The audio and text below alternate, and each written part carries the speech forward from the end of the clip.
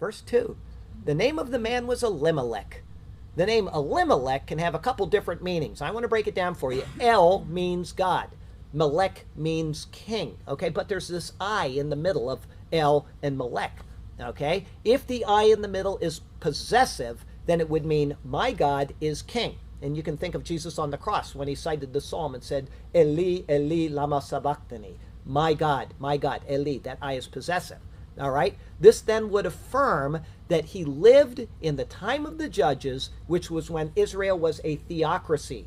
God literally being king of Israel during this time. The I can also belong to king instead of God. And if so, then it is the third person statement that God is king. In the end, the conclusion is the same. God is Israel's king.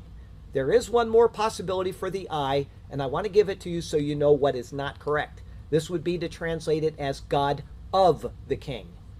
But at this time, there were no kings, and so that does not fit. It's either my God is king or God is king. The result is the same. It's the time of the theocracy. It's an important thing to remember as we go through this story. Verse 2 continues. The name of his wife was Naomi. Naomi is translated by most scholars as beautiful, sweet, pleasant, lovely, something like that. Okay? Some people take the I at the end of her name in the same way as the I on El for Eli, and they make it possessive. And if so, then it would be my sweetness or my pleasantness or my loveliness. However, the I also may be, and it is, as we'll see later, a reference to the Lord, Jehovah, that Yod being the first letter of the name of Jehovah. In this case, her name would mean pleasantness of the Lord.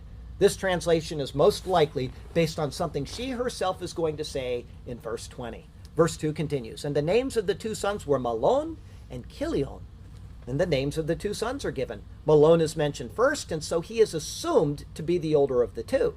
But in chapter 4, he's named second. Okay? The names being reversed then have meaning in the story.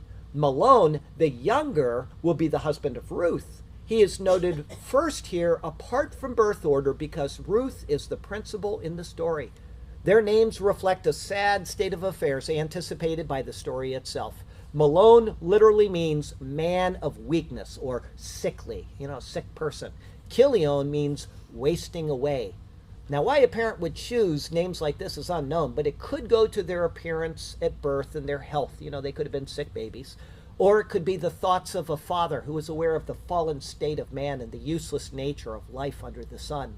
Either way, their lives will match their names, and they are in turn a picture of the pleasant things that the Lord gives us to enjoy during this life.